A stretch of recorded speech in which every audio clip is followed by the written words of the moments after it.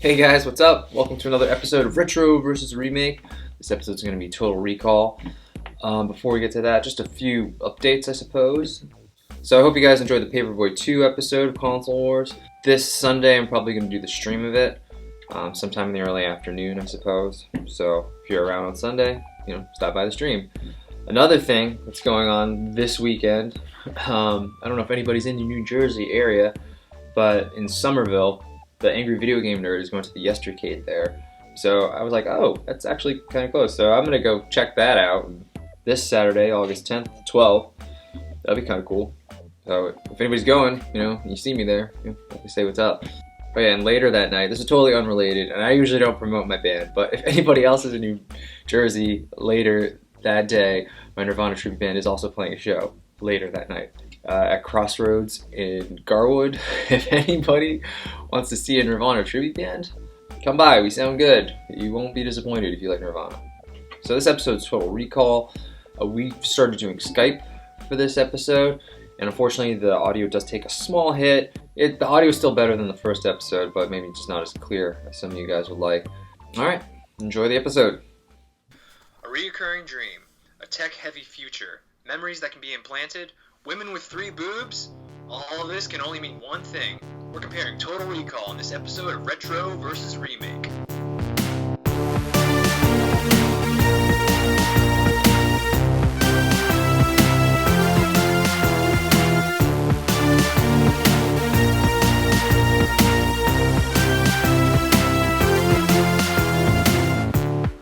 Reggie Parker. And I'm Dan Bulick, and we are comparing Total Recall in this episode of Retro vs. Remake. Total Recall from 1990, starring Arnold Schwarzenegger, Rachel Ticotin, Sharon Stone, Michael Ironside, and Ronnie Cox. Director, Paul Verhoeven. Written by Dan Bannon and Ronald Shusett. Music by Jerry Goldsmith. The 2012 Total Recall, starring Colin Farrell, Kate Beckinsale, Jessica Biel, and Bryan Cranston. Directed by Len Wiseman. Written by Kurt Weimer and Mark Baumbach.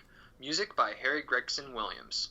Both movies are based on Philip K's short story, We Can Remember It For You Wholesale. The remake claims it's totally based on the book, but the character names match the 1990 film, not the short story. Both movies made major changes to the book. The book has Mars, assassins, and even aliens. So let's talk about our first experiences with both movies. Reggie, what is your experience with both movies? Let's see. Total Recall I actually didn't watch until I was in college. I had some friends that were pretty big movie buffs, and this was around the time Netflix was really starting up, where you were still taking DVDs. We did pretty much like a Schwarzenegger movie marathon, essentially. So Commando, Predator, Total Recall was in there, True Lies, and my first experience of this was just kind of hanging out with friends and watching one of the most ridiculous films I've ever seen in my life. That was my first experience. How about you? I think I saw the original actually when I was really young. I don't know if I saw it at my house or my friend, he had one of those cable boxes for the Scrambler, so I might have seen it there. But I definitely remember seeing the 3-boobed woman when I was pretty young and thinking, that is pretty awesome. Right. How can I see more of that? Why is that not in more movies? Right. And that's really the only thing I remember from my youth. 3 Then I boobs. did rent it again through Netflix, when kind of like you, just the DVDs. And I was like, oh, wow. There's actually kind of a plot here. It's not just about Mars and a woman with 3 boobs. Right. For me, What about the remake? Yeah, for me, the remake, it's so hard to lock down. I feel like it's one of those movies where maybe it was on TV one day or on HBO, and maybe I watched some of it and didn't finish it. And really, my only real experience with watching this movie in full is basically for this episode. It feels to me that when I first experienced it, it was just something I caught, not necessarily something I was really aware of at the time. Yeah, I kind of see what you mean, because I watched it probably after it was released on DVD, and I think I rented it through Netflix again, and I just watched it the one time. Yeah. I remember thinking, oh, that was okay. Right. And I really haven't watched it since until we did this episode. And I just remembered Colin Farrell. That's all I could really remember. And they did show the 3-boob lady again, so I was happy about that. Yeah. Other than that, I don't really remember much. I guess we should sort of get into what was different about these movies. Yeah, we should, but let's actually go over the synopsis and what these movies did the same. Okay. So, we start with Quaid and Melina. They're in a desperate situation. When it seems like the end for them, Quaid wakes up and realizes it was all a dream. A dream his wife, Lori, knows he's had several times before. We learn from the news a man named Cohagen is dealing with the Resistance and their leader. We go to Quaid's work. On the way, we see an ad for Recall, a technology that implants memories and makes them indistinguishable from your own. Quaid discusses Recall with a coworker, Harry, who advises against it, stating, Recall will only fry his brain. Quaid goes to do Recall anyway. He even chooses to be a spy. As the recall process begins, it is discovered Quaid already has something planted there, and he is actually a real spy. Recall is cancelled. That doesn't stop Quaid from being attacked by men, and in defense, he kills them. Quaid goes home to tell his wife Lori everything. She doesn't seem convinced, claiming it was just a recall, but then she begins to attack Quaid. She is defeated and reveals that his whole life is a lie. The last few years never happened. It was all an implant. Quaid flees and is given some info by another agent. We learn at this time that Cohagen wants Quaid back alive. Also around this time, Quaid realizes that he's being tracked and gets a package with a video from his past self. We learn that Quaid is actually Hauser, and his past self tells him what to do next. Quaid disguises himself to leave, but the technology fails him and action ensues. Soon after, we meet Melina, the woman from Quaid's dreams. They have a past. It is revealed that Quaid has something in his head he needs to bring to the leader of the Resistance to help their cause. Eventually, someone tells Quaid that he's still in Recall and none of this is real at all. Quaid doesn't fall for it and escapes with Melina. They meet up with the Resistance and their leader. Just when things seem like they're going well, their location is discovered by Cohagen and the Resistance leader is killed. Quaid and Melina are captured. Cohagen reveals to Quaid and Melina that this was all part of the plan. Have Hauser infiltrate as Quaid and bring the Resistance leader to Cohagen. It's decided to put the memories of Hauser back into Quaid. Quaid, however, escapes with Melina. They both decide to take Cohagen down. After their own respectable action sequences, Quaid and Melina take down Cohagen, stop his plan, and become heroes to all. Or do they? As both movies end ambiguously, letting the audience decide if it was real or not. So that's the synopsis, but there were some major plot differences that I want to just discuss before we get into the deep dive here. So the original has Earth and Mars. The remake doesn't have that at all. It has this United Federation of Britain and the colonies. The 1990 film starts on Earth but ends on Mars. Mars is not terraformed, but people live in huge domes provided with air. If you leave the safety of the dome, you will die a horrible, horrible death. The Martians, humans who live on Mars, are the ones under Cohagen's suppression. The 2012 film is only on Earth, opposite sides of the Earth to be exact. Western Europe, known as the United Federation of Britain, or UFB, where the rich people live, and Australia, known as the colonies, where the poor people live. Transportation between these two locations is made possible through a machine known as the Fall that transport people through the core of the Earth. The people of the colonies are being suppressed by Cohagen. And another major difference is Cohagen's motives. In the original, Cohagen is the Martian governor. He has almost total dominion over Mars. He controls the air. The Resistance rebels against him to get air. Quaid knows a secret. The core of Mars is made of ice. Cohagen's people also discovered ancient alien technology. The alien technology would melt the core and fill the Martian atmosphere with oxygen. Cohagen wants to destroy this technology so he can control the air and make the money. In the 2012 film, Cohagen is the UFB chancellor, and he needs land. The UFB is overcrowded, and there's not a lot of room for everyone. Cohagen wants to take the land away from the people of... Okay, you're going to have to help me with this one. Just, I'm not 100% sure if I got the motivation right. Cohagen wants to take the land away from the people of the colonies. He wants to kind of fake a war. He wants to say that the colonies are funding the Resistance so he can invade them, take their land from them, and have more living space for the UFB. Does that sound like... It's about what they told us. There's this whole biomech suit army that he's building to get more land. It gets a little weird. I wasn't sure if that was an army or if that was just the police force, or is it both? It's both. Yeah, the police force is being built up, so they have this resistance going on, and it's a great excuse to amass a giant paramilitary police force that he's going to try to use to take over everything. Here's what I'm thinking, because I think both of us need to try to wrap our heads around the plot in the second film. Mm-hmm. Let's start with the glaring issue here. Earth, Mars. Right. Earth, Mars. There needs to be Mars in the movie. So the first film, Arnold Schwarzenegger, as you mentioned, he has a dream about Mars. It prompts him to want to go to Recall and live out this like Mars vacation or Mars fantasy. And as simple of a detail as it is a huge, huge difference in these two movies. And it's almost insane that the second movie doesn't really try to explore space. Like, they mention space, but they don't go to space. And that's kind of not a big part. It is a major plot point in the first film that's just not there in the remake.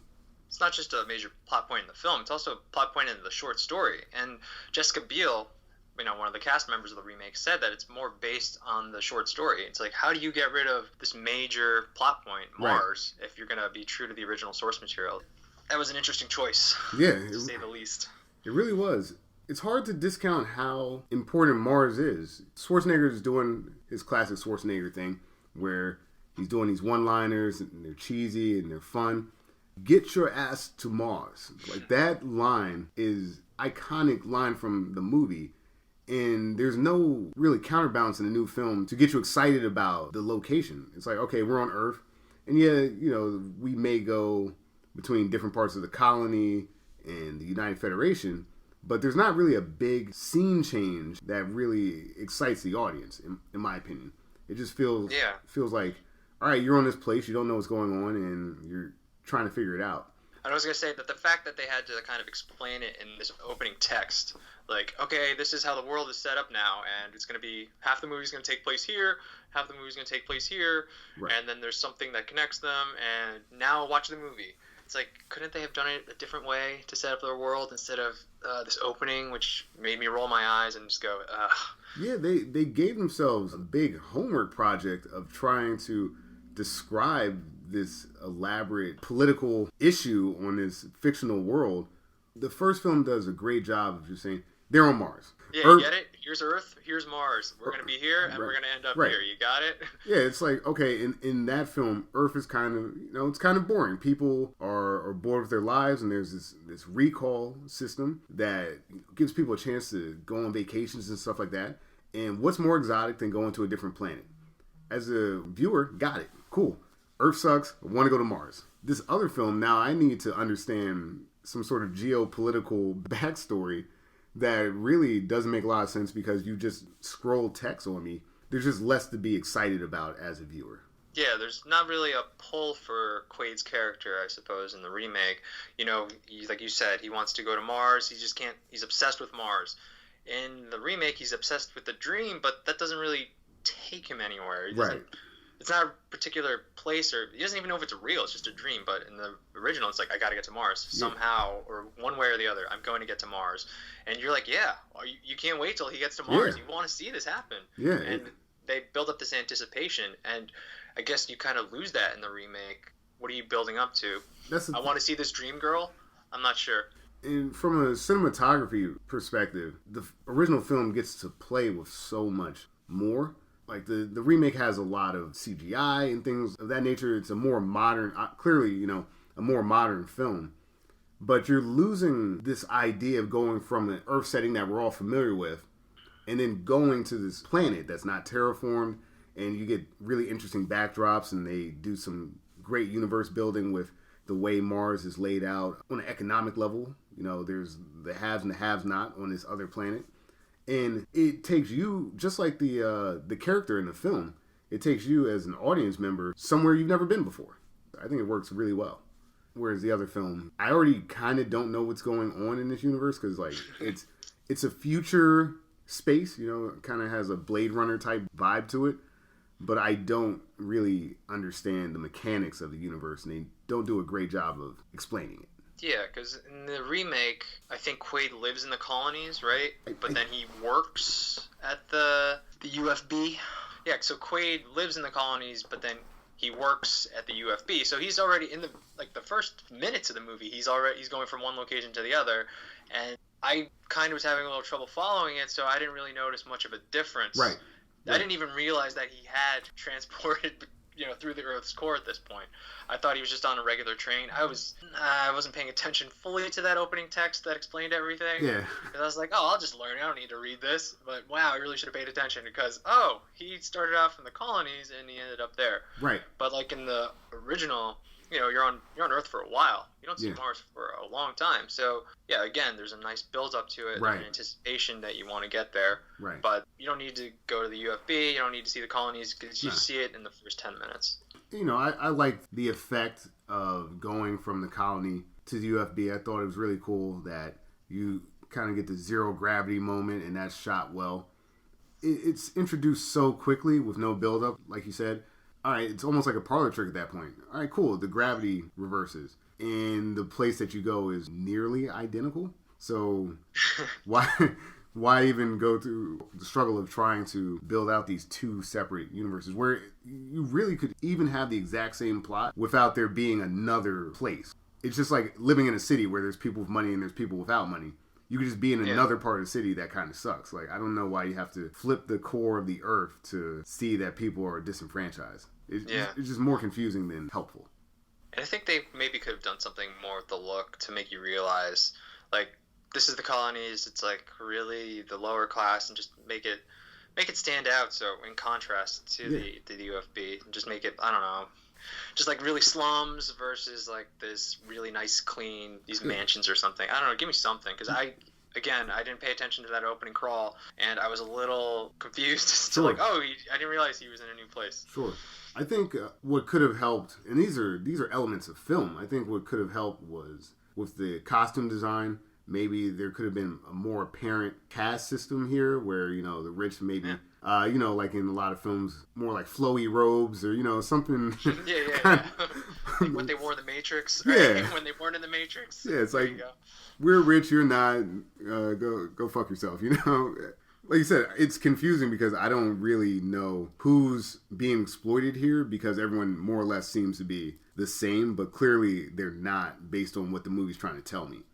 But the movie tells me it, they don't show it to me. And I think that's a big part of, obviously, a movie because you're recording it on film and people are going to watch it. So, and I think part of the problem is just watching the original first and then watching the remake. Well, I'm waiting for him to go to Mars still. Yeah. I'm thinking, there's a possibility of Mars. There is a quick mention of Mars when we're talking about Recall. So I'm thinking, they're definitely going to go to Mars, right? Because this is Total Recall. That's one of the big draws of the original Total Recall, Mars. So if you're going into this remake thinking, I just can't wait till they go to Mars, you are going to be sorely disappointed. So disappointed. You better pay attention to that opening crawl, whatever they tell you about the worlds, because that's where you're going to be the whole movie. Yeah. There is no Mars here. There was almost despair on my part watching the film because I realized that perhaps I'm going to see this entire movie and there's not going to be a Mars element, and that happened. It's a bold move. It is a bold move. I guess artistically, if you want to make your own film and have it stand on its own, sure. But can you call it Total Recall if you're missing that sci-fi element? Like, there's other sci-fi in this film, but it's just so strange that they don't actually leave the planet because they have the resources as filmmakers to do it. And it just seems like this kind of is almost like Minority Report feeling lit universe that pretty much, it's really bland, to be honest. I couldn't tell you what any of the scenery really looks like. Like, I'm trying to recall what the movie even looked like, and it's hard to remember it because it's just so generic. Very gray. Yeah, super gray. Pretty much like you described, Minority Report. I actually wrote that in my notes. Like, this looks a lot like Minority Report. Yeah. But going back, why I think they might have strayed away from Mars is because it's not only Mars in the original, it's this alien technology, right? Yeah. And I think you said that they're trying to make it a little more realistic. Right. And it's like, if you're going to be talking about aliens too, in addition to like interplanetary travel, and then it's like, it gets a little far-fetched. And I think if they were trying to make a realistic version, it makes sense that you would want to stray away from the fact that there were aliens and that there's an alien technology that we can use. That's fair. So I think that might have been the motivation to stay away from it. But man, I really missed Mars. Yeah, I really liked Mars in the original, and missed it so much. Yeah. I want to go back to Mars. I'm like Quaid, man. Let's go back. Right. That's the whole thing, that he longs for this thing that he sort of remembers, but he doesn't remember. There's a mystery that he's trying to solve, and the mystery is on this location. Like, it's at Mars, Whereas the mystery here is more, what are different people's motivations? Which, there's elements of that in the first film, but the real mystery is, what's happening on Mars? Let me figure that out. Whereas here, it's like, what's happening to me, the character, and how do I figure that out in the context of the UFB in colonies? I was also trying to think of Quaid's motivation for going to the recall, right? Because it's obvious in the first film, because he wants to go to Mars. He's obsessed, but his wife doesn't really want to go. Right. So he sees this commercial for recall. You don't need to go to Mars, because you can already say you've been there with recall. Come to recall. Right. We'll have you thinking you went to Mars. So, I can't go to Mars, but at least I can think I was at Mars. So he goes to recall. I don't exactly understand Quaid's motivation for going to recall in the remake. Can you help me out? I think you'll remember a line where the wife character says that, do you think that I would be here in a place like this with you? The place he lives is kind of shitty. It seems that they're trying to lay out this universe where he has a monotonous, boring job and a boring existence. So he's trying to shake things up, but you got to kind of reach for this stuff because they're trying to lay that out, but I don't think they're doing a great job. You're right. I don't really know what's truly pushing him to go, potentially have his brain zapped. That's the other part of both movies that I think we should address, is that there's a risk here in both films to go do recall. The Harry character is explaining that bad things can happen. You could get lobotomized. And Arnold's motivation works better for me. He really, truly does seem to just kind of be over that existence. He's really fascinated with Mars. You can see through the film that he wants to go to Mars, and it makes sense. Whereas the other one is like, all right, things kind of suck, but is it worth potentially losing your identity? I don't know about that. I guess because he was just a little bored with his life, and he was talking to his buddy Harry. He's like, "Don't throw away your wife. You got a great wife." So I guess he kind of wanted to cheat on his wife without cheating on his wife. Yeah, I think that's the main, maybe. I think that might just be his motivation. And I'm Kate sure Beckinsale, by the way. It's like, really? You want to cheat on her? Come on. Yeah. Well, I don't want to get us too far off topic, but there's a line in the movie where his spy power, apparently Colin Farrell is really good at seduction. Bryan Cranston lets us know that was one of his best spy powers, that he was very good at seduction. And they cut to Kate Beckinsale in that line. It's just I think so, yeah, maybe he just wants to bang somebody that's not his wife. It's a motivation. It's not as intriguing as why is this guy obsessed with Mars? You know? I guess I could see why he'd want to recall. Yeah. I could say just to get away. Just to get away, sure. I'll say, too, based on the second, major difference that you pointed out, I'm really confused by Cohagen's motives in the second film. The first film is... It's money, right? Isn't that his motivation? It's money, yeah. I just want money, right? I control the air, so I want more money, and you're going to give me money so you can get more air. Yeah. That makes sense to me. It's simple. Classic villain. Simple. I'm greedy. I want more. Give it to me. All right, cool. And he's decided that Mars was a good place to exploit people because they really don't have a lot of recourse here. So the new film, kind of, he wants more money, but it's not even money. Is it for money, or is it just power? That he wants really? Land is he gonna? I guess he would make money off of selling the land to people, right? Why does he want to be in control so much? I don't know. Can he even do that? I guess I'm just thinking okay, so he's gonna invade the colonies. Mm-hmm. It's like conquering another country. Is that kind of what it's like? And then now it's mine. And now I own it, and I'm going to sell it to people in my country? Is that so kind of it? Kind of. So there is a resistance. There is definitely a resistance. In this universe. But he's also, it's implied that he is scapegoating the resistance for the things that they're doing, which is mostly counter-military. They're trying to loosen his power grip on the UFB. But he's also creating fake terror plots in fake news. Yeah, fake news.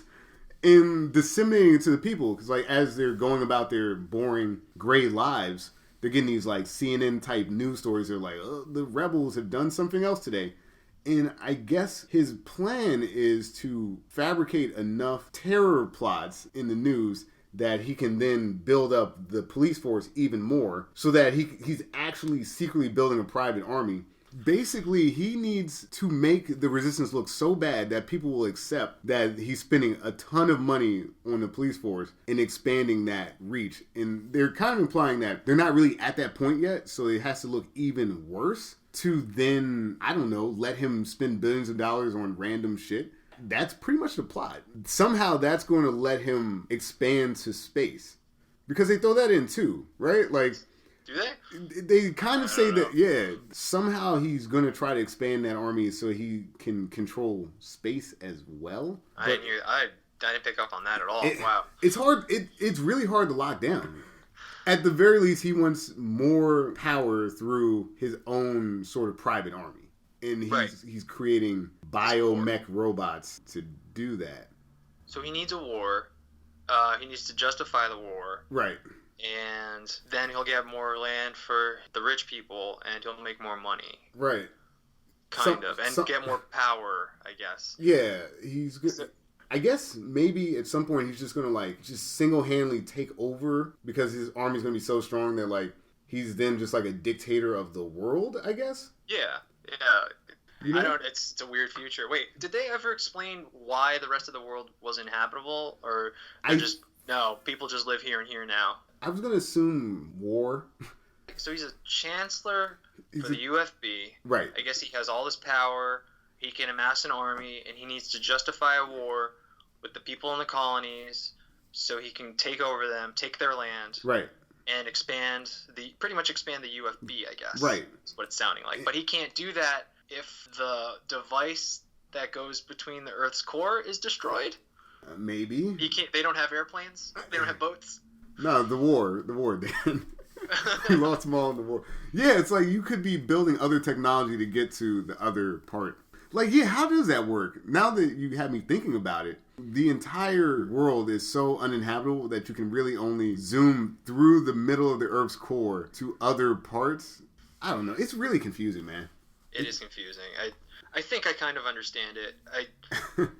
I think it could have been something else, but I think I kind of understand it. It's for space. He needs space, and then he'll make money and have more control. Right. That's what I'm getting. Okay.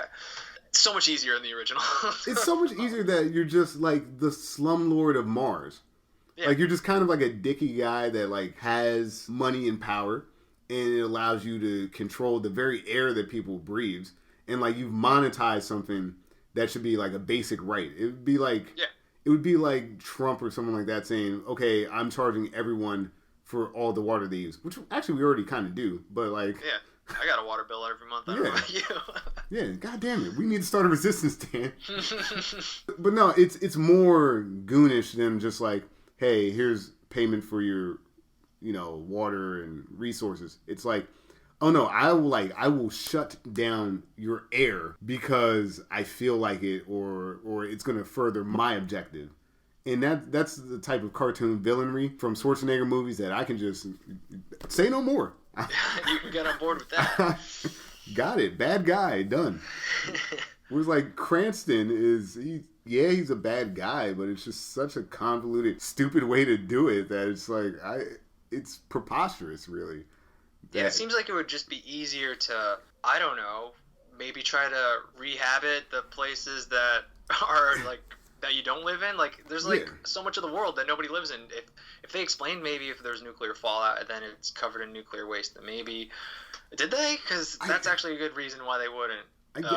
I just made that up. I definitely didn't get that from the movie. Well, they went to the no zone, whatever that is. Like, they had to put on gas masks and they had to dress like they were in the Book of Eli. So I'm assuming there was some kind of radioactive fallout. I'm assuming because the movie doesn't do a great job of telling me. So it's probably in the opening text and we missed probably, it. Oh, do you want to talk about how the original movie was rated R and the remake was rated PG-13? The original film, there's some pretty cool practical effects that, like the eye-popping scene when he's out on Mars. It's actually alluded to in his first dream that he's like on the surface and he can't breathe, and they do some cool effects there. People get really fucked up. Like, they don't like the way he kills people in the movie is it's gory at times, but like the way the movie is paced and is done, you don't feel like you're watching like some kind of like horror flick or like some kind of like Saw type movie. It's like, yeah, he's doing like crazy over the top Arnold action with some blood and guts and stuff, but like it also doesn't feel like it's too much. It's kind of like cool to see, like 3 boobs, Yeah, some really good practical effects. I really appreciated all the practical effects, and yeah, they were pretty graphic. Yeah. A lot of blood. A lot of blood. This is Paul Verhoeven, right? RoboCop? Yeah. So you get a lot of that RoboCop blood action. Course. it helps, like if you're gonna take a mature subject like basically like a resistance fighters trying to fight for their freedom through violence, yeah, make the violence rated R. Cool. I think part of the rated R thing, and I think what helps them kind of get away with some of this gore, is there are quite literally mutants in the movie. And I think you're allowed to get away with a little bit more mutant on human violence than just human on human. So maybe that was just a choice to build out the Marvel universe, but I think it also helps them with their rated R scenes where they can do violence in a way that, it's okay, it's like a guy with like 3 arms.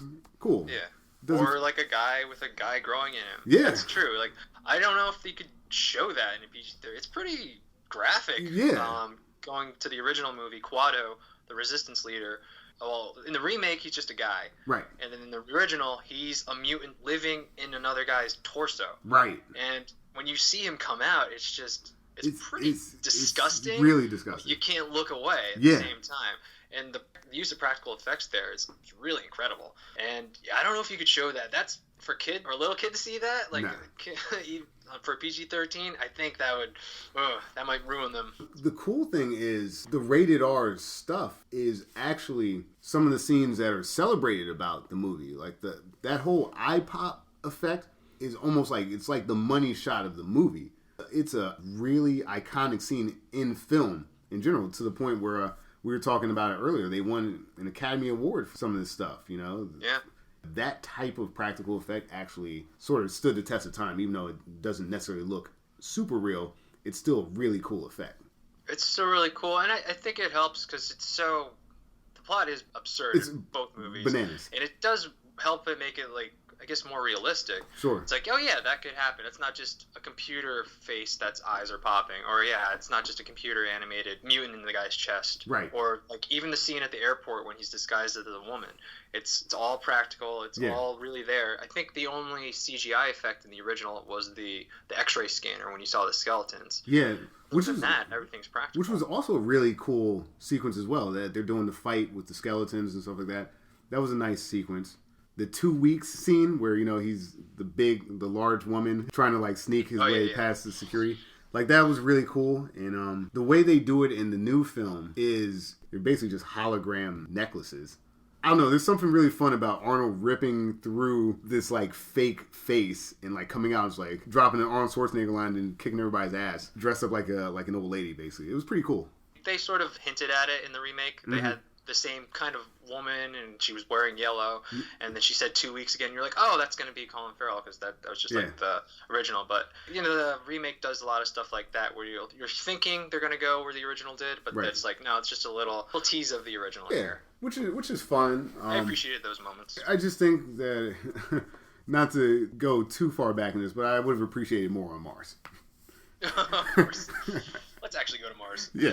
But no, I really do like the practical effects. I know it does look kind of cheesy, but it definitely feels like, oh yeah, this is happening. And then, you watch the CGI and all the chases and the fights and everything, and then it's a little exhausting. It's hard to keep track of in the remake. And I couldn't really get into the action as much in the remake as I was able in the original, just because it just felt more grounded in reality. Sure. Even though it's more absurd, the plot, but it just, practical effects, I love practical effects. Yeah. And they were really well done in the original. Yeah, I guess in the remake you get the more modern action film style that we're seeing these days, where like a lot of shaky cam, fast cuts, stuff like that. Oh, lens flares. Oh my god. There were so I was watching the remake with my wife, and I was like, drink every time they show a lens flare. Oh, you were probably hammered. Yeah. Not a good drinking game. Or a good drinking game if you really want to get hammered. But, oh man, lens flares in that remake. Whew. Yeah. It kind of looked like an NSYNC music video to me. Like, there's like bright lights. Things seem to be happening in like metal boxes, more or less, that like people were fighting in. It wasn't fun. I guess like everything was shot well enough. The choreography, the fight choreography was fine, but it just okay. Like I've seen stuff like this before. Yeah, it was okay. I think we've seen it before. Like one of the things I wrote in my notes is like Jason Bourne, right? Yeah. All of a sudden, this guy is just this amazing fighter, And then it's like, oh, that's cool, but they drag out the fights so long in the remake, and I just checked out so many times, and so many times in my notes, I'm like, this fight's still going on? You got to be kidding me! It could have just ended. It didn't really add anything, and I would tune out halfway through pretty much every action sequence because they were just so long, and they didn't really bring anything new. Like if they did bring some new stuff, it would be just like the technology, but that would be in like the first few seconds of the fight, and then it would just be like kind of a regular chase, and a lot of it's just chase, like just running away. They're running away again. They're not going to stay in flight. Come on. The chase sequences made me more confused about the universe. You know, I know confusion seems to be a running topic here, but like when they're in like the hover cars, and when Melina picks him up on like the hover track or whatever it is, and he gets in the car, when they get like run off of the road, and then the car falls onto a bunch of regular cars. You know, I'm like, wait, so there's hover cars, but then there's regular cars. And it's like, why? Maybe that's just the hover cars parked. Oh, man, I hope so. It just, I don't know, they came across to me by design. Like, the hover cars had that futury metal kind of like RoboCop thing going on, whereas like the cars that they landed on looked kind of regular to me. So I was, does everyone drive hover cars? Do some people not drive hover cars? So again, like that type of stuff completely takes me out of the movie because you haven't done the basics of, just design for your film. Like what is the theme? Maybe hover cars can turn into regular cars. I guess so. You're right. I don't know. I'm being too harsh. I don't know. But yeah, if you're going to have those like long sequences, like you mentioned Jason Bourne, you know, at least do something cool every once in a while. Like we all remember Jason Bourne killed a guy with a book. That was fun. Yeah. You know? If you're gonna do all that flippy, kicky shit, like you gotta like, come on, juice it up, man. Like this is a remake to a Schwarzenegger film. Like you gotta impale somebody on a pipe or something, man. Give the people what they want. The action was really cool the first time you saw Colin Farrell. Like I said, Jason Bourne, he kicked everybody's ass. But then they never did anything new after that. I think that was fair because like I was actually optimistic in that fight sequence. The way he was at Recall and they kind of modernized it. You had I forget the actor's name, but he was in Harold and Kumar, and he's got this slick look. He's got tattoos and stuff. And the Recall place has more of a kind of like a seedy element to it. Thought it looked like a brothel or something. Yeah, it's kind of like this almost black market. It doesn't seem like it's on the up and up. Whereas like the original film, it's kind of like a used car salesman. Which I like that used car. I loved it. He sold me. I was like, I want this amazing thing. Yeah, he's like, what's the same thing every time we take a vacation? You. I was like, oh, it is me. Yeah, I suck. It's so good. Like that sequence was cool because you're not really sure what's about to happen, and then Cohagen's guys come in and Colin Farrell is kicking some ass. It's pretty cool the first time. But then once it runs too long and you do basically the same thing over and over again, it's boring. And like Schwarzenegger switches it up. People die in many different ways. You mentioned the one where when he does like the hologram, he's like, oh, do you think I'm really Quaid or whatever it is? It's like, I am. Like that stuff is fun, dude. Like the same way like when he kills Richter and he takes his arms off in the elevator. It's just like, oh my God, did they show everything? Yeah. It's great. It is great action. Cheesy, over the top. You gotta love it. Schwarzenegger delivering. It's the biggest sin that I think we're going to see with a lot of these remakes is that they don't understand the tone of the films, the consistency of the films, and why people like them. It's like, okay, you're making a modern movie based on something that people love. But like, why did we love it? It was like, yes, it was over the top. It wasn't realistic, but it was fun. And the whole movie stayed fun throughout. So it just seemed more cohesive and coherent. Whereas like this movie, you fleshed out a plot. There's more to it in terms of a story, but like, I don't care. Yeah, they definitely don't make it fun at all. Like, I'm just looking at Colin Farrell, and it's like, does he even crack a smile one time in this movie? He looks miserable. I know it's just because he's got a lot on his mind in the character, but it's like, oh man, he's not having fun. I'm not having fun.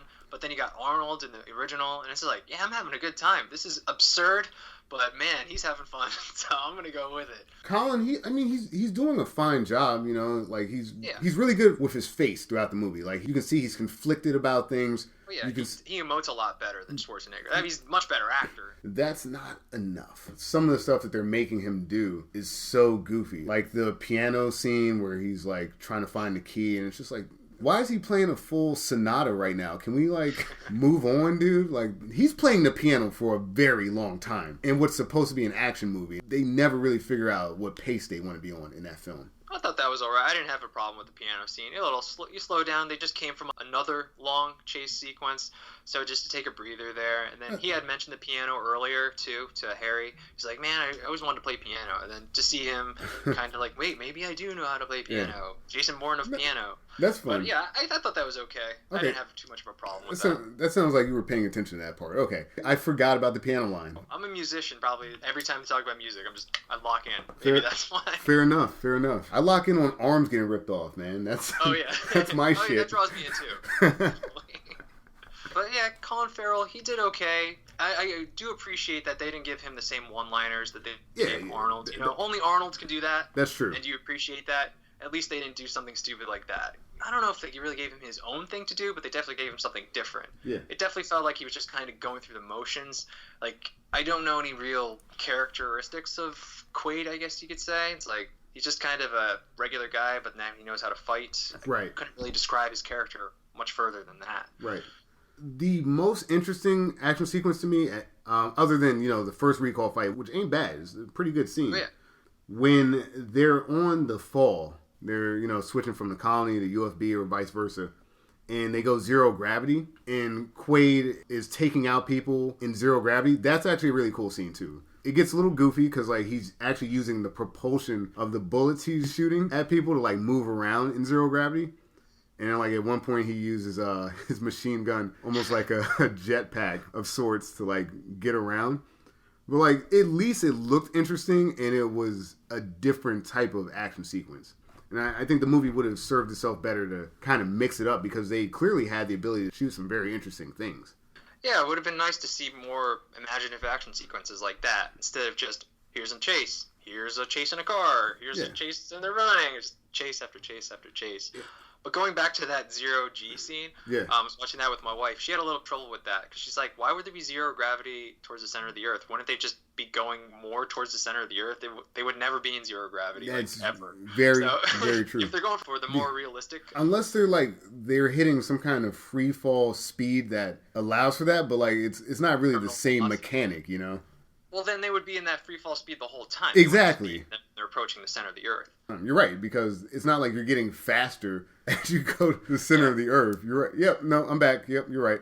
I mean, I didn't have a problem with it until she pointed it out. And I was like, oh, yeah, that is dumb. But I'm going to go with it. I gave that a pass. I was okay with that. And it's okay to give stuff a pass because, I mean, clearly we're giving a pass to the first film because not any of it is really realistic on any level.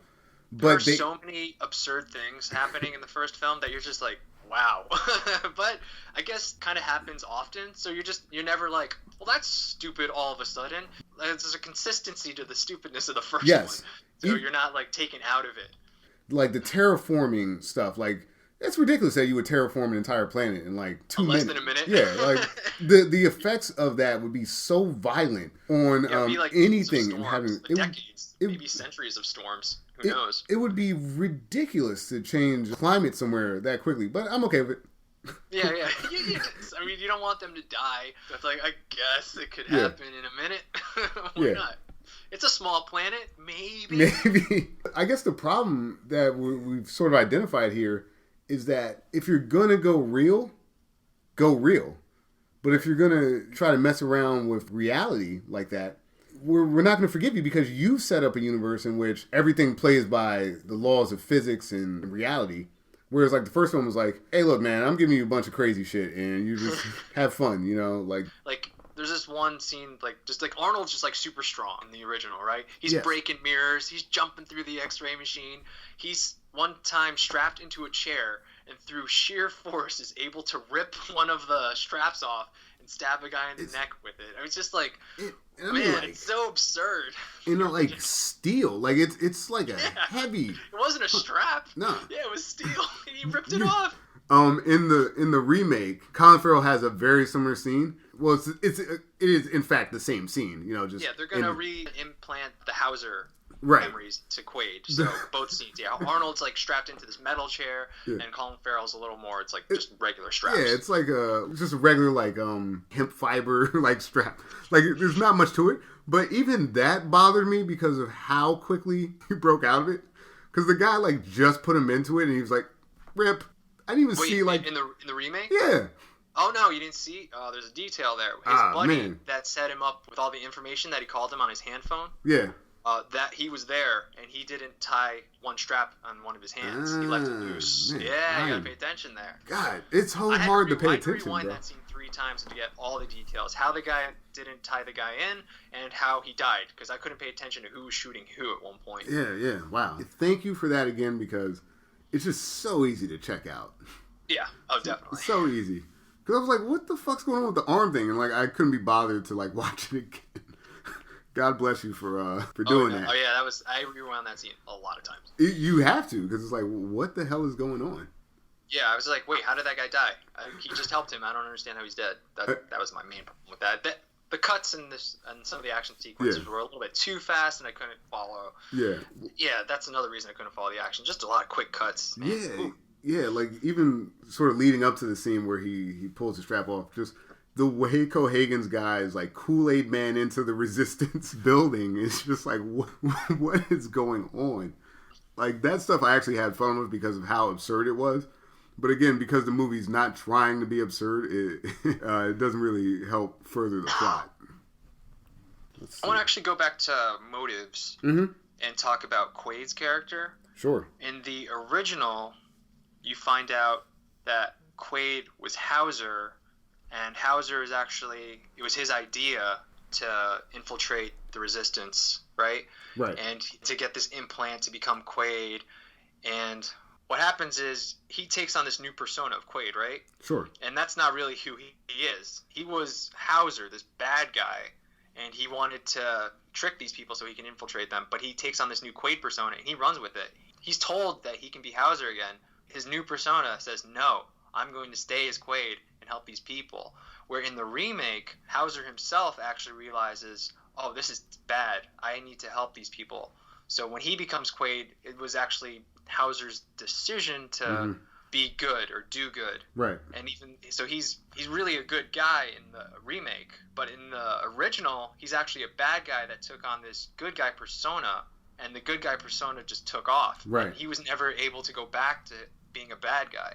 I thought that was really interesting in the original, that he's actually, the original Hauser is a bad guy. He never had this, his conscience never hit him. We're like, oh, I need to help these people. He was going to be a bad guy forever. Right. If it was his way. But in the remake, Hauser became a good guy. No, you're right. Like that's a really cool takeaway, that the character is the villain. It's actually against his nature to be the good guy. It's never really addressed that, wait, you're not, this isn't really who you are, or who are we really? It's really confusing when you have to think about it too much. Yeah. But it was interesting that Hauser never himself decided to do good. It was this Quaid implant that just took over. And I don't know if the movie wanted to play with that.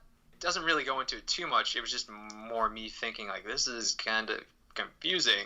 Yeah. So I guess it's an interesting concept. I guess I wish the original dove into it a little bit more than now. Sure. Like, who are we? Are we this who we were? Or if you take on a new persona, is that who you are?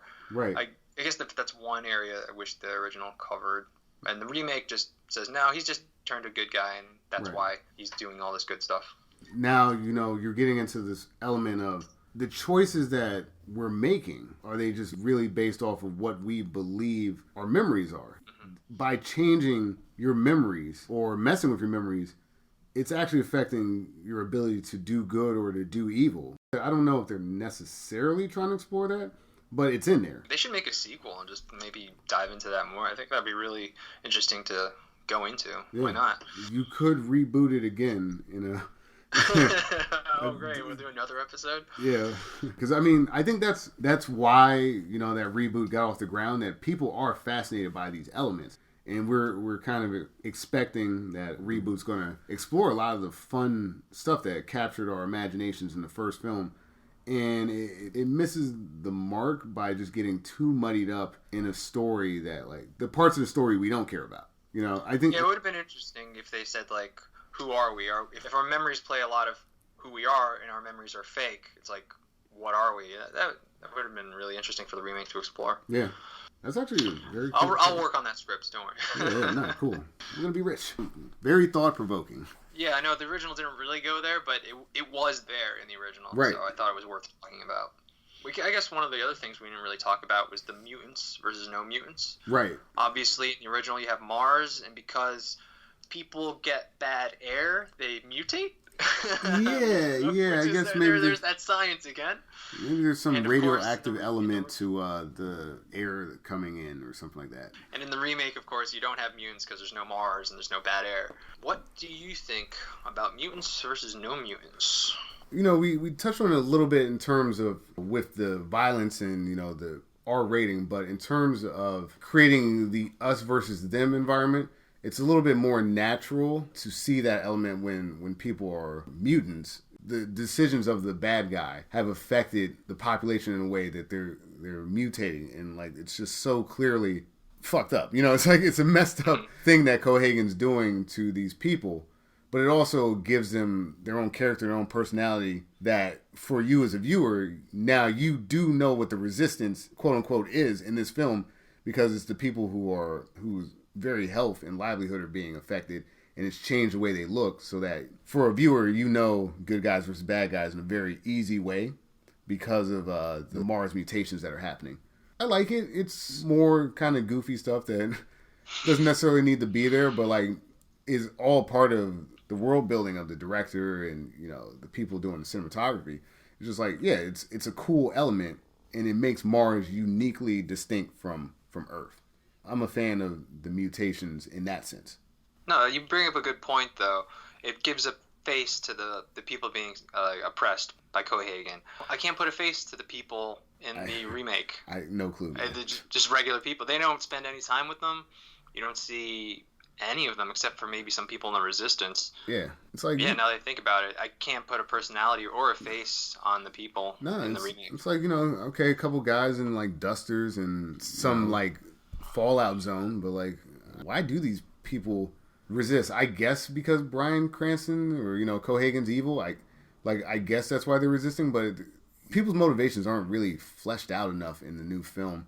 Whereas having something as simple as, hey, dude, the air that you're pumping in here is poison. It's radioactive, and it's changing everyone's DNA effectively.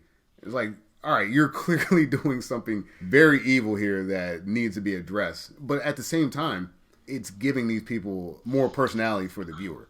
I think it's a smart choice. Good points. I can't think of anything to add. You kind of nailed it right there. You know, Dan, I think about mutants all the time. You know, mutants and ghouls and things of that nature, and you know, I relate to X-Men when you were younger. I'm pro mutant. We talked about this a little bit during, like, the Willy Wonka movie, the addition and subtraction of characters and how it helps the movie or, you know, doesn't help the movie. The Richter character, which is in the original film but not really in the remake. What's your take on that? What do you think? Do you think we need Richter? Or...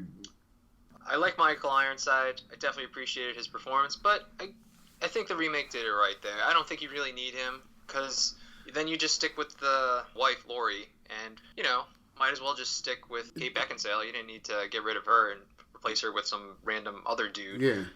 Yeah, I wouldn't have minded if we just stuck with Sharon Stone, I suppose, in the original. Yeah.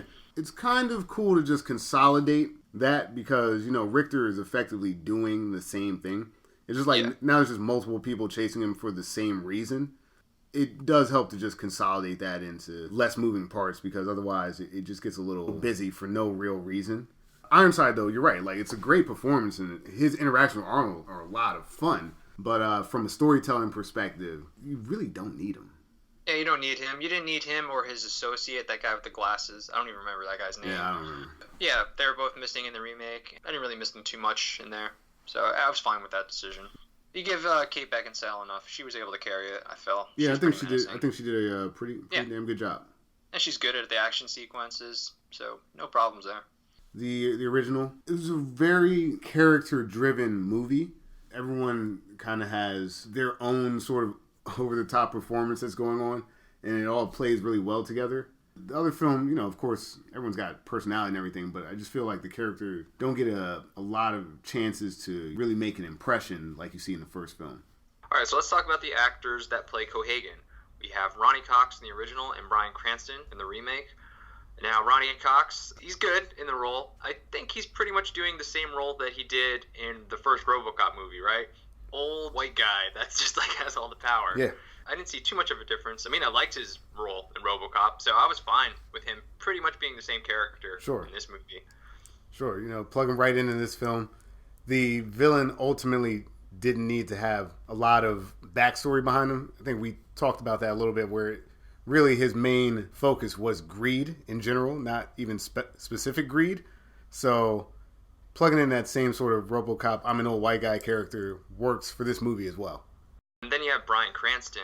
I think this is around the peak of like Breaking Bad, right? Sure. So it's like Bryan Cranston's in a movie, you know it's going to be good because you know at least his role is going to be good. And I don't feel like he did too much in this movie. I thought what he did was okay, but right. I don't know. I guess because I guess I'm measuring him against his Walter White character. So you really want that menacing Bryan Cranston character, and he does okay here. Right. He doesn't have clearly the same material to work with. Obviously, like Breaking Bad is so well written and so well paced. Whereas here, there's moments of it. I think he actually brings a little bit more gravity to the film than you have previously to him really being introduced in his acting. But at the end of the day, because the motivation for his character is so ambiguous and strange, it almost becomes ranty a little bit. Like he's going on this rant and you're not even really sure what he wants. And, Brian's giving you great facial expression. He's giving you this acting with a little bit more weight behind it, but there's no weight in the character itself. So he's not really working with a lot. Like a Walter White that's nuanced, subtle. You know what his motivations are. You see where his downfalls are and how that character falls into those traps. I don't know a lot about Cohagen in this film at all. That's definitely a problem with the motivation. Just not understanding exactly what he wants. So you can't exactly understand what kind of villain he's supposed to be. Right. I guess that's why I just couldn't get my head wrapped around his character in this movie. But he does have an action scene at the very end of the movie. I didn't expect a little martial arts out of him at the very end. It's like, what? You know how to fight? Yeah, he's got Colin Farrell in the arm lock at one point. Honestly, when I was watching the end of that film, it seems like all the villains are easily distracted in that movie because usually like action or someone's about to get shot, but then there's a noise over in that corner or something blows up in the corner. It's like, oh man, what's that? And then that happens a lot. Like at the end, Bryan Cranston has Colin Farrell in this arm lock and he's winning the fight. And then like a random explosion happens. He's like, what? It's like, maybe stay on task with your evil. Stay on target. I mean, honestly, if you're going to deploy a private army of robot, mech, bio thingies, you should expect there to be explosions and crazy shit happening around you. So, honestly, one more explosion shouldn't be the thing that foils your whole plot. In both movies, you have the Quaid Hauser character. The main villains don't want to lose him because he's such an asset. So even though he doesn't remember who he is, there's a part of both of the villains that want to keep him around because they know how badass he is. And there's a lot of times in the new movie, almost more so than the original, where it's like, no, at this point you just need to kill this guy. I didn't really understand why they kept him alive in the remake. Like in the original, it showed that Cohagen and Quaid are really good friends. Right. That even in the video where he sees himself in the past, like they're just laughing that like, ha ha ha, we did it. Yeah. And they're not friends in the remake. So why did he decide to keep him alive? Yeah, I guess he could have just killed him after he found the rebels and killed Matthias. At that point, you weren't able to brainwash him or have him revert back to be the true Hauser character. And you're so close to finishing your objective. At that point, because there's a lot of times where they're actually trying to kill him, it's like they waffle back and forth. It's like you have a gun, he's in front of you. You probably want to shoot him at this point instead of going on another diatribe about your evil plan. But I guess that's all evil villains to some extent. You always have to have that prepare to die Mr. Bond moment. It just, like you said, it seems in the newer movie that there's less excuses for why they don't just finish him off throughout the film. Yeah, because like we said before, Quaid already turned, or Hauser already turned. It wasn't that way in the original. In the original, Hauser was bad. Right. And he was going to stay bad if you got him back. But if you made. Wow, that's actually a great point that you're bringing up, because he's not even on their side anymore. No, so were they trying to give him back his old memories, and he would still be against them? Right. So I don't understand if that's what they were doing, or unless they were going to give him new memories to make him a bad guy again. I guess it wasn't explained. Yeah, that seems like a plot hole. I didn't even think about it like that, because you're right. In the original film, he doesn't want to go back to being this bad guy. And then in the new film, because he's actually already so capable, he's getting himself out of all these situations and fighting people and stuff like that, it doesn't make sense to give him back his old memories, because then he's just going to be more of a badass, and he still doesn't like you. And now he'll know more things for some reason. Right. He'll be able to play way more piano. Yeah. You have to listen to him play goddamn Moonlight Sonata every day. Yeah. And I had a problem, I guess, with the casting in the remake. Sure. Because I think Kate Beckinsale and Jessica Biel kind of look the same. Yeah, that is so accurate. Like, the only way I was telling them apart was literally their hair. Even that for me, it was just like, wow, I can't tell who they are. Rachel Ticotin and Sharon Stone, like, obviously look different. Very different. They have different skin. They have different hair. Like, everything about them is different. Yeah. And it's easy to tell who's who. But Jessica Biel and Kate Beckinsale, it's like, can we have casted the blondes maybe somewhere? Or, like, make their outfits different. Yeah, give me something. It is distracting, because the amount of screen time that Kate Beckinsale has early in the movie to just introduce someone that looks so similar makes it really difficult to remember who's doing what in the film, who's the bad guy, who's not the bad guy. Because, again, the way that character works, there's times where the Kate Beckinsale character is trying to get Hauser back on their side as well. So not only are they trying to implant memories, they're also, she's kind of working the angles like, hey, we're a good team, we work well together. And they have this sort of newfound romantic relationship. So if you're going to have a villain that also at times is trying to convince your hero to be on her side, you need the other person that's clearly on the hero's side to be unique, which I think you get in the first film. They're two completely different people. It's very easy to tell who is who and what their motivations are. Whereas in the new movie, I think really the biggest weakness is how Jessica Biel gets introduced. She just kind of appears. It's in the middle of an action sequence. It's like, why are you introducing this character right now? Maybe there could have been a lead up that led to the chase, where it's like she found him and says, oh my God, like, I found you, and then that kind of initiates a chase. But to have it in the middle of this crazy hover car sequence, and then it's like, oh yeah, also I'm that lady that we alluded to at the beginning of the movie, and scene. It actually doesn't do her a lot of service as far as introducing her to the audience. I will, I guess, nitpick a character trait of Sharon Stone's character in the original. You know, she's Laurie, she's Quaid's fake wife, but she's also in a relationship with Michael Ironside's character, Richter. You see this, he first gives her a kiss after it's revealed she's really a spy or something. Sure. And he's really in love with her, I guess, is what the movie kind of conveys. He gets really angry when Quaid kills Laurie. But it's like, I didn't understand the point of them having a relationship, because Richter already hated Quaid. Right. And after he kills Laurie, he still hates Quaid. So I don't feel like having the two of them be in a relationship, it didn't really do anything for Richter's character, or it didn't put Quaid in any more danger, because Richter already hated him. So I just thought it was a little unnecessary to put those two characters in a relationship. Yeah, it kind of looked like one of those studio notes, you know, where some Hollywood hotshots like, hey, what if those two were together in some way? And then, you know, they just shoehorn it in. It doesn't, like you said, it doesn't do much. Honestly, I think what would have been a more interesting dynamic would have been those two sort of competing. Like, ultimately, one of them wanting to be the one to take out the great Quaid, you know? Isn't it weird that Richter would have just been cool with that plan? I mean, I guess if he gets paid enough money, I guess so. He'd be cool with it. But it would have been interesting. It would have been interesting to see them compete, and if he killed Laurie instead, that would have been. Then it would have given his character more depth. Obviously, that he really is this dangerous guy who'll do anything to get ahead, to get his goal. So it would have been more interesting. Yeah, that would have given Richter more weight. You're right.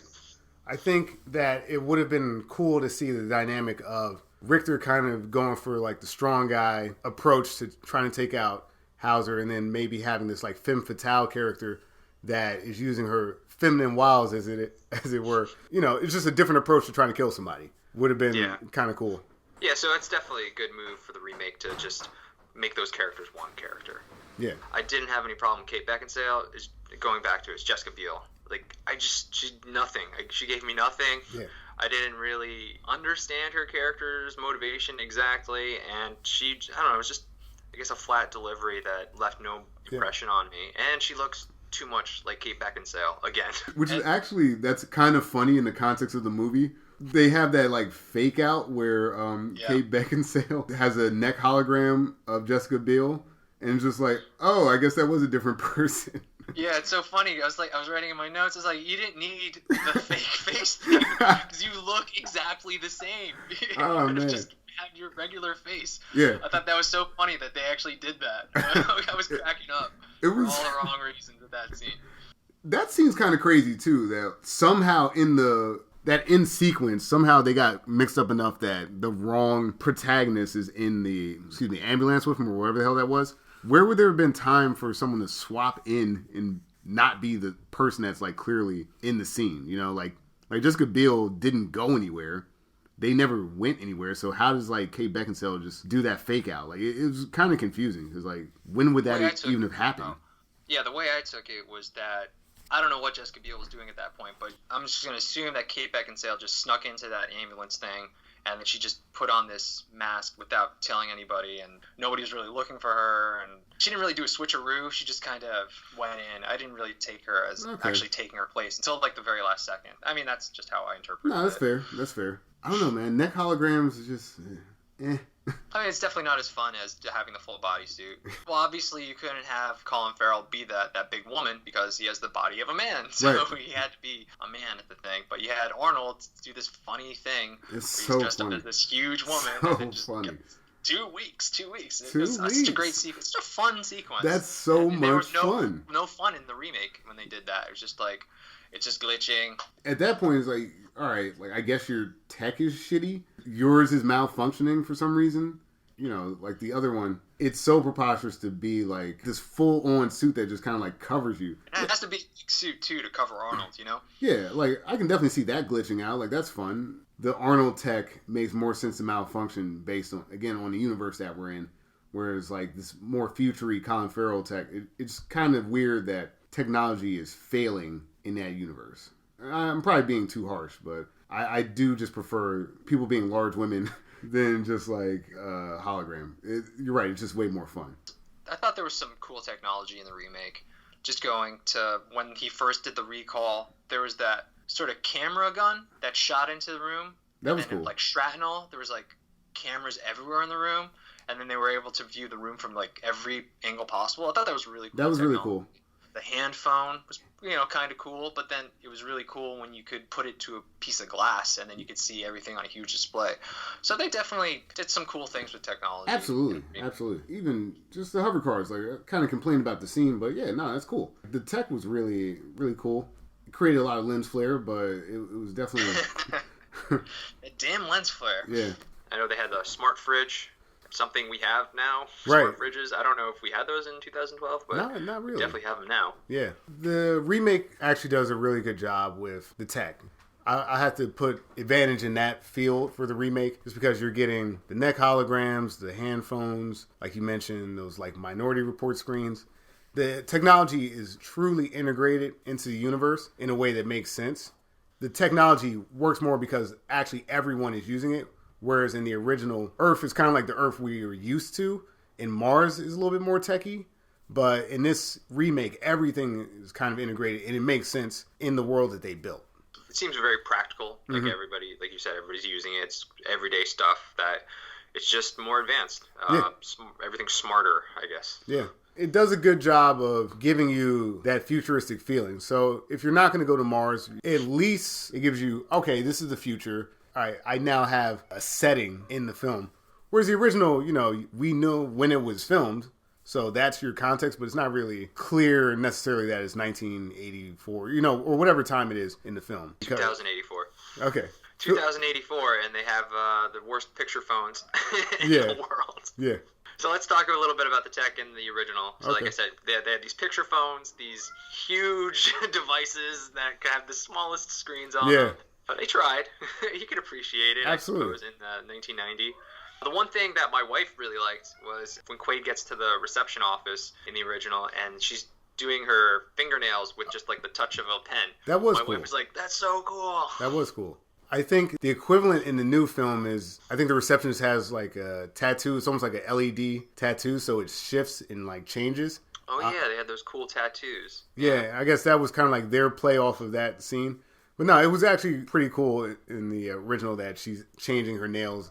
And Lori had the hologram tennis instructor in Yeah. her house. That's one thing that we could possibly get from the original movie. Sure. But here's one thing I definitely don't want. Johnny Cabs. Johnny You see Cab. that Oh man, I'm glad you brought that up. terrifying thing. That is, Oh, it's so scary. that's like their version of Lyft and Uber at that point, you know. I just don't understand why you need this sort of Chuck E. Cheese animatronic guy. And he's like cracking jokes and stuff too. It just, You gotta give him a personality. They could be long cab rides. You never know. no, I'm with you. We can get rid of the Johnny Cabs. I don't think they brought enough to the film. Honestly, they did creep me out, and that part did take me out of the film a little bit because it didn't really match the tech. You know, like, all right, cool. There's a robot driver, I guess, but instead of it just being a self-driving car, they quite literally made a robot. Didn't need it. They did not need that. They probably just put the robot there so you could see Arnold just rip it out with his, again, absurd strength, which just breaks everything.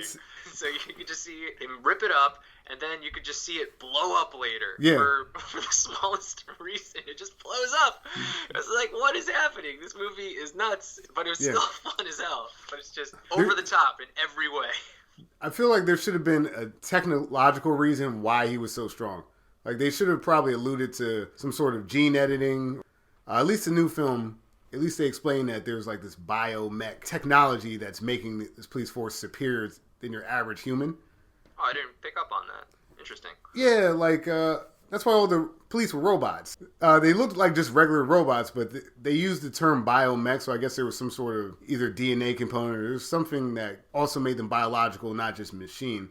And I think if you had almost like an iRobot scenario where it explains why Arnold Schwarzenegger is so tough, that would have been cool. I guess we were all just used to Arnold Schwarzenegger being a huge, tough guy at that point. So I guess I'll throw it out there. Arnold can wrap a nice turban around his head when he needs to. Yeah. Yeah, that's It's right. pretty absurd, the reason. It's like, oh, they can track you, but if you put this wet towel over your head, it'll jam the signal. Really? Yeah, yeah. Fuzzy tech. It's Right. not quite convincing me. It might have been convincing in 1990, but it definitely doesn't hold over today. Yeah, the wet towel defense. It's like, all right, so what happens when like rainy days? Like, how does this? You does just this can't work? trace anybody.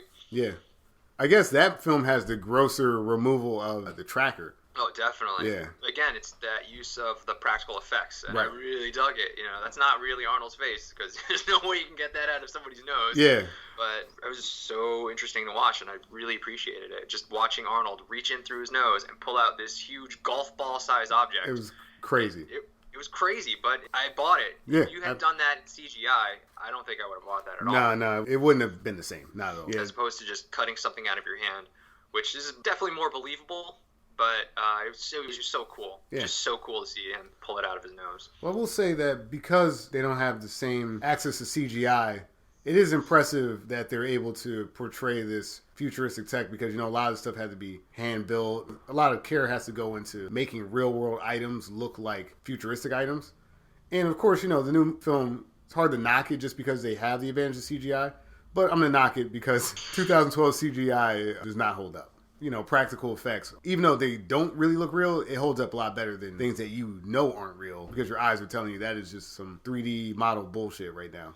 Yeah, I don't think it looks bad, the remake, but yeah, it's all computer animated, so I guess it doesn't hold my attention as much. Right. Because I guess you've seen it so many times before. They have to do something to draw your attention in. Otherwise, you're just going to kind of zone out because, oh, it's another future world. I don't really have to pay attention.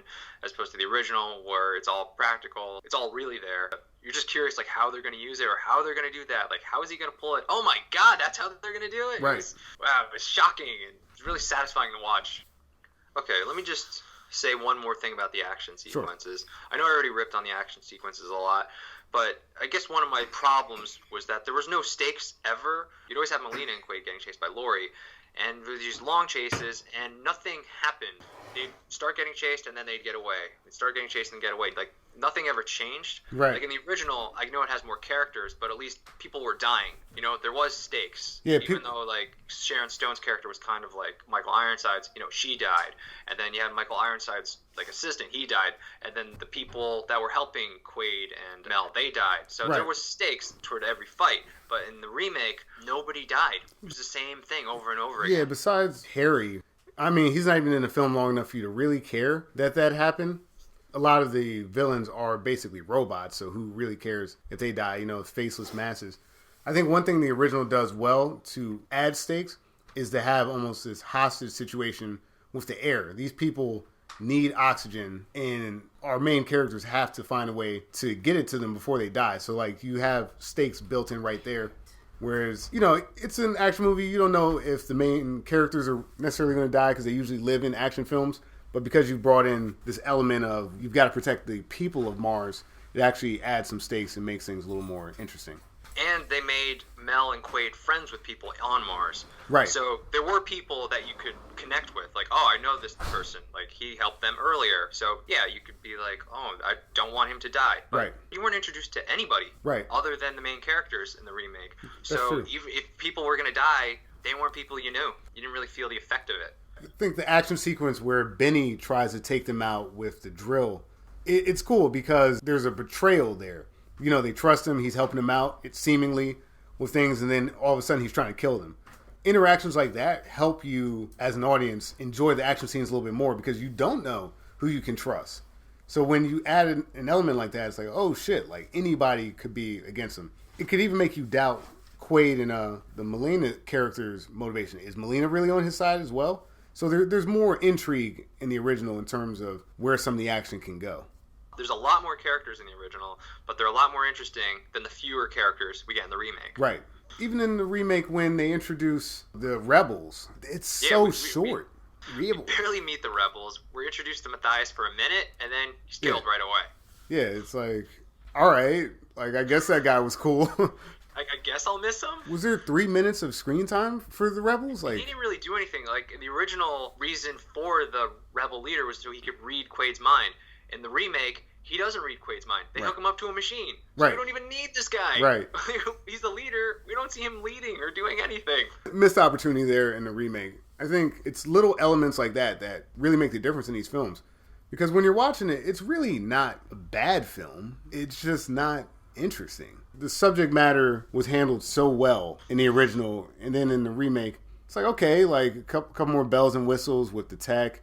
You're trying to ground it in reality, but you never gave us that character-driven story, and that's huge for any film. You know, you can forgive a lot of crazy plot holes if you're behind the characters.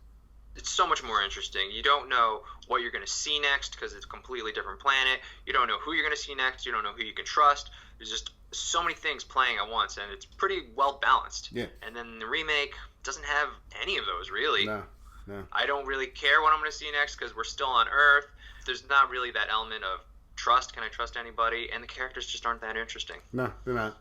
I think we also had a note about the sequences where the character and the audience are sort of questioning whether or not things are happening. So there's like those scenes towards the middle of both films where someone is trying to convince the Quaid character that what's happening is not real, that they're in recall, their brain isn't functioning properly. Yeah, in the original, Quaid's just at a hotel, and he gets approached by the guy that you've seen in the recall commercial. And in the remake, there's almost like a police standoff in the hotel lobby or something. And then his friend Harry is the one that tries to convince him that he's in recall still. I guess the remake probably addresses that in a much more realistic and, I guess, smart way. I don't know if I'd call it smart, but I'll get into that later. Yeah. Like the recall commercial guy showing up, it's a little over the top, you know? I don't know. I think that's believable. If there was a problem with some technology that I was using, and I saw my friend who I don't know if I can trust then I would question it. But if I saw the head or the guy from the commercial like actually in front of me, then I'd say, oh, maybe there is actually a technical error. It would make sense that they would use his image if there was a problem with this technology. It would make less sense that they had to get my friend. They can't just help me. They had to use my friend. Right. It wouldn't make sense to me. But seeing the original guy, like, oh, yeah, I guess there's an error. So, sure. Yeah. How do I get out of here? I thought that was more clever. They subtly set him up, too, because you see him in the commercial on the train. I feel like they should have used it. I don't think it was over the top at all. I think it was the right choice in the original. Now that you're saying that, it actually becomes a hindrance because it's such a conundrum. Like, it's almost like trying to solve like a word problem because they're just trying to explain the phenomenon of like this cognitive dissociative disorder, whatever the hell it is, where it's like, oh yeah, you're in recall, but your brain's confused. It's me, your friend Harry, but you're actually just projecting your friend because in your mind that makes sense to you. Like, they ask him why he's wearing a bulletproof vest, and he says, "You put the bulletproof vest on me." It gets really weird. And then when Harry hands Jessica Biel the gun back, he takes the gun from her in this standoff and then hands it back to her to try to prove that this isn't a real thing that's happening, that it's all in his mind. It's a very long scene and a very confusing one because they're trying to introduce way too many elements at once. Yeah. I know they're trying to confuse Colin Farrell's character, but you're confusing the audience now because... I think you have it right. There's just too much going on during that sequence because when he does it, I mean, the original, it's just... Well, I guess they bring in the wife eventually, but originally it's just Schwarzenegger and the guy from the commercial. But in the remake, there's like cops everywhere. He's even got the Melina girl with him. There's a lot going on. It's really tense. It's not calm. I feel like if I was going to be told I was in a simulation, it would be in a really calming, soothing way. You know, it wouldn't be amongst this intense action where I really don't know what I can trust. But, you know, it would come to me when I'm relaxed, you know, so that I can actually believe what's being said instead of my anxiety being raised and I don't know. It didn't seem believable. And then, yeah, the bulletproof vest and taking the gun and giving the gun back, I thought those were just unnecessary moves in every way. I think the original definitely messed with my head at least a lot more than the remake. I agree with you, man. That I think the original really does mess with your head. And I was reading up on the movie later that the director essentially intended for it to work either way. If you thought it was real or if you thought it was fake, his intention was to have both things be plausible. Yeah, it definitely came across that way.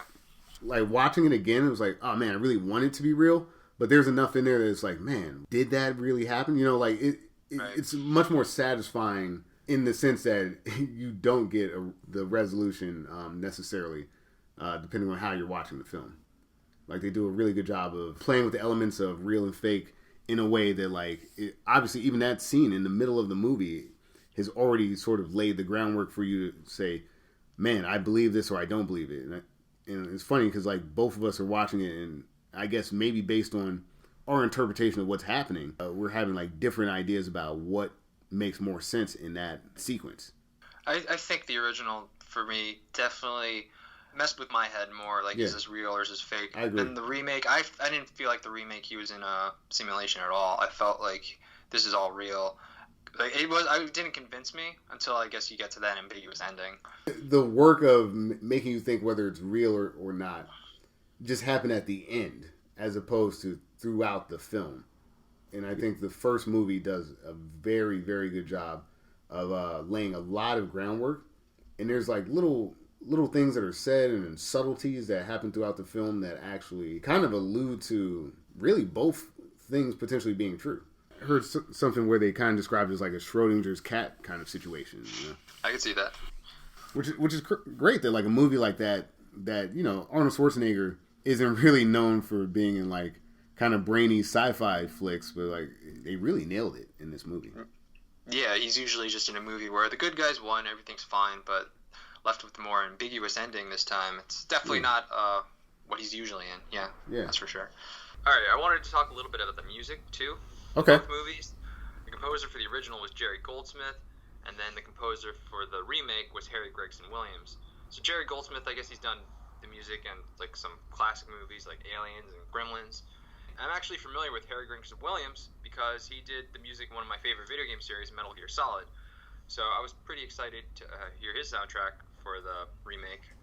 And I guess comparing the two soundtracks, the Goldsmith soundtrack for the original, it's definitely a lot more over the top, a lot more dramatic. Sure. I was noticing during like some of the scenes really don't work unless you have his music playing. Like there's a scene when Arnold, when he first is trying to get the recall, and then there's like he's freaking out, everybody's freaking out. The music is just so over the top and so bombastic. And then I'm just thinking like, if there was no music here and you just had Arnold kind of screaming, like, you know, just seeing his face like bugging out like that, it might come across as silly and it might not work. So I think the music really complements the original a lot, because you got everything's just over the top. The acting, the action, just the setting, the story is over the top, and I think the soundtrack really complements that a lot. I think so. Like as you're going through the movie, there's a sense of scope. To me, the original feels like almost like a grand adventure. You know, there's a lot of things going on, and the music underscores it. Honestly, I think one of the best things the music does is I actually barely notice it, which is actually a good sign for music. It's not taking you out of the movie. I mean, I definitely noticed it. It's just so over the top, and I was just like, it's a little much for some of the scenes. You know, I was laughing at it a little bit because it's so over the top. Right. But it still works because, like I said, everything in that movie, that first original movie, is over the top. So I went with it. I was able to have a good time still. Awesome. If you want to talk about the music in the remake, Harry Gregson Williams' soundtrack, I didn't really notice it too much. I guess this music complements the movie well, because I really didn't notice it too much in the remake. The only time I really noticed the music was during the quiet parts. Sure. And that kind of distracted me because I almost wanted there to be complete silence during there. And then there was always like some tone or something almost ominous playing in the background. And every time, and it was just like, I just wanted some quiet moments in the remake. And there really never was one because there was always just some music playing. Right. So that annoyed me a little bit. And the original, there were definitely quiet moments where there was no music at all. Sure. You can just take in the story, the setting, the atmosphere, take in everything. So that was just my little pet peeve with the music in the remake. Yeah, for instance, that scene where Harry's trying to convince him that none of this is real, that would have lent itself very well to a little bit more tension in the quiet moments than, you know, really trying to underscore with a music in that case. There's moments like that where, honestly, they should let some of the cinematography do the work and take a step back from the music. But I don't know, it seems like they were going for a popcorn, you know, thriller, like a blockbuster type deal. So I guess they wanted to keep the action moving, and I think music in their mind was going to help do that. Yeah, I guess they wanted the music there to keep the flow going. But yeah, going back to that Harry scene, that's the scene I was thinking of in the original, because that's a really quiet moment. Right. Nothing's happening. It's nice and calm, peaceful. Then you have this guy who claims that you're still on recall. And then in the remake, music's still going. There's like the hostage, or there's the police outside. It's just all this tension. Everything's tension all the time. Just a little moment to just breathe and relax and take it in, you know? It's funny, like, calling it like a hostage scene. Because when you think about it, I guess the only thing being held hostage is his own mind, which is a weird way to think about that. But it just feels like almost every generic hostage scene in a movie that you've ever seen sort of rolled into one with a little bit of goofiness over the top. And you're right, music there, I think if they got away from it a little bit, it may have helped make that scene work a little bit better. But I don't know if there's more believable. Yeah, believable is a good word there. Which is ultimately what the remake's going for. It's going for believability, but it's some of the action and some of the music that actually takes you out of believing it. That's all I have to say about music. Okay. No, I think we're both bringing up some really interesting points. Like, I think it shows how deep this story is and how sort of relatable it is for people imagining these sort of like dystopian futures, or, you know, the premise of, am I real, am I not? You know, like this existential question that I think everyone ultimately has. And I think that that's part of the reason why this movie stuck with us. You know, obviously a lot of people love Total Recall. It's kind of interesting to see that we both watched the same thing and have actually like different takes on certain elements that aren't necessarily apparent to the other. Yeah, it's weird for a Schwarzenegger movie to make you think this much. I know.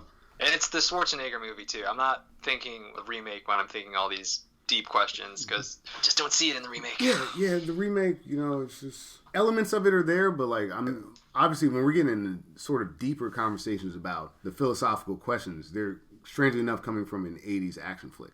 It was released in '90, but I guess it was filmed in the '80s, so you can call it an '80s film. And you got Paul Verhoeven, the RoboCop fame, doing it. So yeah, Verhoeven knocks it out of the park, man. It definitely has flaws. Oh yeah. I mean, one of the things that I had problems with is, you can't go outside Mars, or else you're gonna die. Your eyes are gonna pop out. You're gonna suffocate. Right. But why is there glass walls everywhere? And they're not bulletproof at all. Yeah. Like the thinnest glass that you could even probably punch through. I'm sure Arnold's can punch through one of those glass walls. It's like, how's about a little more steel or something for these domes? That's or fair. Bulletproof glass, or maybe a couple layers of glass. Are you kidding me? That's fair. Like, everybody's like, you can't shoot a gun here. It's definitely flawed, but...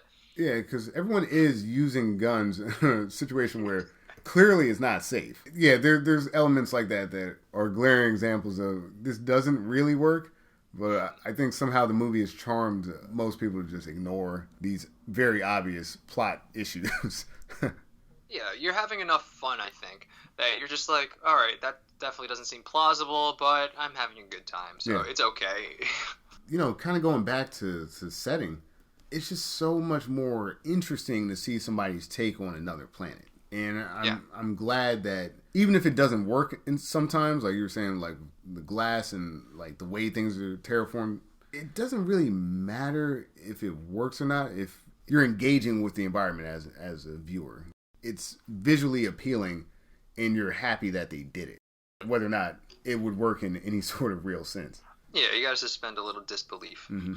I mean, we're on Mars and there's alien technology. I guess I'm okay if glass breaks every now and then. But then it's like also you have this ancient alien technology. I don't know how old it is, tens of thousands of years old maybe, and you're able to activate it by putting your human hand on it. Yeah, it's got like 3 fingers or whatever the hell the alien. Yeah, he had to do his hand in a weird angle or something in order to get that. And it's the climax of the film, but like that to me is actually the hardest thing to stomach about the entire movie. Like, okay, now we've gone in an even crazier territory of ancient aliens and, magical technologies that can have like this almost unlimited power of like being able to completely terraform an entire planet at whim. And it's just strange that technology was there. One, that they were able to harness it, and I know it helps kind of finish out the movie, but it's a little much. It is. But then again, you got Arnold doing these stupid one-liners at the same time, so you're distracted. You're not putting too much thought into it, I suppose, at that point. But it's just it's just so convenient. All I have to do is put my hands on it, and I'll terraform the entire planet in a minute. Yeah. Well, yeah. Okay. You really got to roll with that one. I was doing a little bit of research on the original movie, and there is a line when he's at recall where they're sort of loading up his recall experience, and the assistant is in there and says, "Oh, Blue Sky Mars, that's a new one." Yeah, and I caught that on my second watch. Yeah, yes. Yeah, and it's like you end the movie with a Blue Sky Mars, so there is, again, alluding back to, are we in recall? Are we in real life? Real, fake? That type of stuff, this movie does a great job of. They're not hitting you over the head with it at all, and you come to your own conclusions about those moments. I mean, it's definitely subtle. Both endings are sort of left ambiguous. I think the original is more ambiguous, because the original, it's like, I think they're talking about, like, is this a dream? Well, if it's a dream, I don't want to wake up. And then the screen kind of fades to white, kind of like we're getting out of the dream. Sure. And you're not sure if it's just ending, or is this real? I don't know. Or are we getting out of recall? But then in the remake, I think it's less ambiguous, actually, because he had this tattoo on his arm when he was going to recall. Right. And that tattoo's gone all of a sudden. So I think we're in recall. Pretty sure. Yeah, I mean, that makes sense. But then again, that movie wasn't really playing too much with is this real or is this recall? They didn't have as much fun, or they didn't do it as well as the original. Right. Definitely. Yeah. Because you're really not really asking that question throughout the film, There's moments where, like we said, with the standoff scene where they're telling you that you're potentially, not in the real world, but like it doesn't even seem like a major element of the film, which is so strange, Yeah, you think if they're going to do a remake, they would want to make it more like intellectually deep, and they would play with that a lot more. but surprise, surprise, they don't. They actually do it a little bit less. Yeah. I think what they were going for was this fleshed out backstory, but by doing so, I feel like other elements of what is appealing about the movie, the original, are just kind of thrown by the wayside. Hey, you kind of have to try to convince me that this could potentially be not happening, and they don't really explore it enough in the film for me to even be concerned with it throughout most of the movie. They definitely don't make you concerned with that, and as far as I'm not even concerned with what's going to happen with Quaid. He's so boring and mopey in the remake. I'm just like, I guess I'm going for this ride, as opposed to the original where I'm like, all right, I'm going for this ride. The new movie opens up with the action sequence dream and everything like that, but again, just when you come back to reality is so close to the dream that there's not really a disconnect. Like, there's not a lot of things distinguishing, the UFB versus the colonies versus resistance, where clearly being on Mars and then waking up in your bedroom, there's two very different things. And you're already now in this fantasy zone of, wow, we're going to explore another planet, like somewhere that humans really haven't been before. Could you imagine the world where humans have colonized Mars? Like, we get to play with that element. Whereas the other movie, I really don't care. Yeah, they set you up in the original. They sort of tease you that we're going to Mars, and they leave you wanting more, and you want to go there, and you can't wait until Arnold gets to Mars, and hopefully what happens in his dream doesn't happen. Hopefully he can stop it somehow.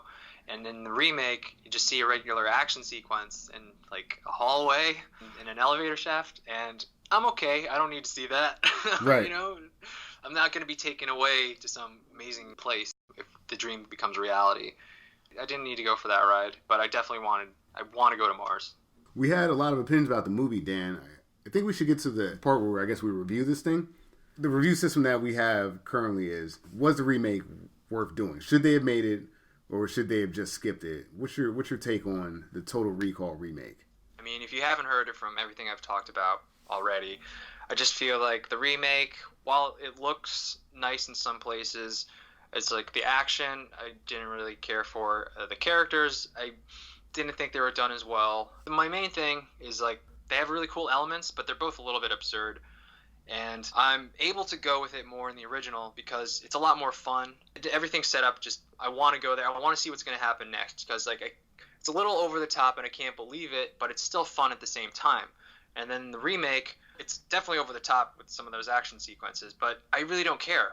I'm not invested in the characters. I'm not invested in the world. No, for me, I don't think they needed to remake it, especially not this way. I think a remake of Total Recall would definitely be an interesting thing. Like we discussed, if they maybe discussed that idea, is like, who am I really if these memories aren't mine?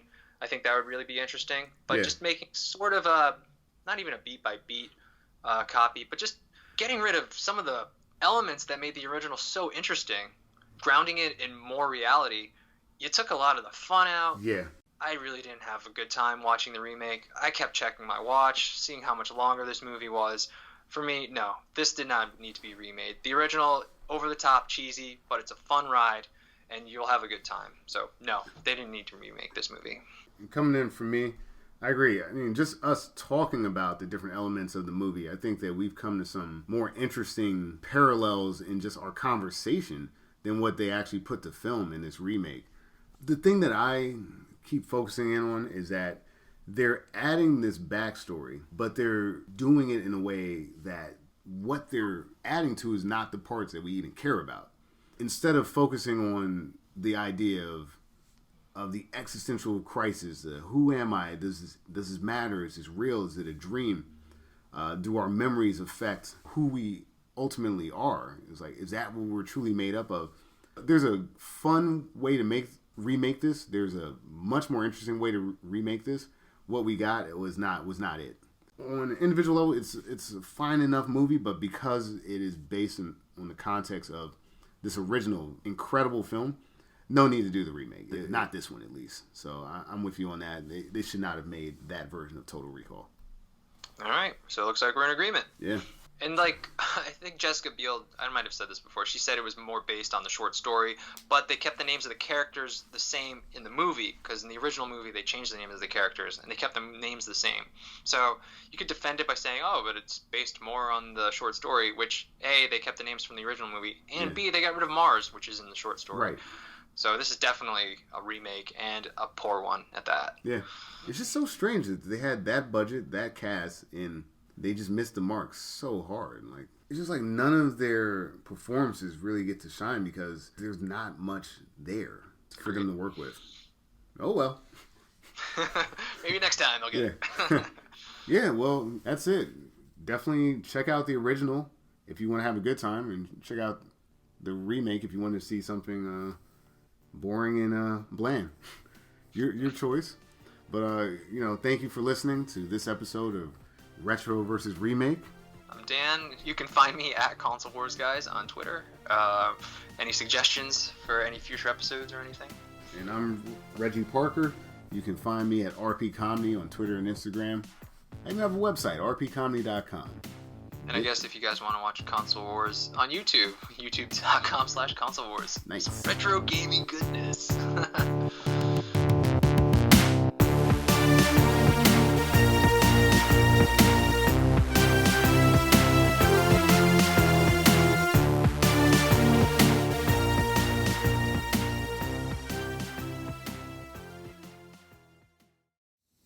So that was the Total Recall episode. What do you guys think? Did you guys agree, disagree? Did you guys actually like the remake more? What do you think? Let us know in the comments below. And the next episode is going to be The Longest Yard. That's the Burt Reynolds movie and the Adam Sandler movie. This will be our first comedy movie, first sports movie. So that'll be out on iTunes next week. So if you enjoy the series, definitely check it out. All right, take it easy, guys.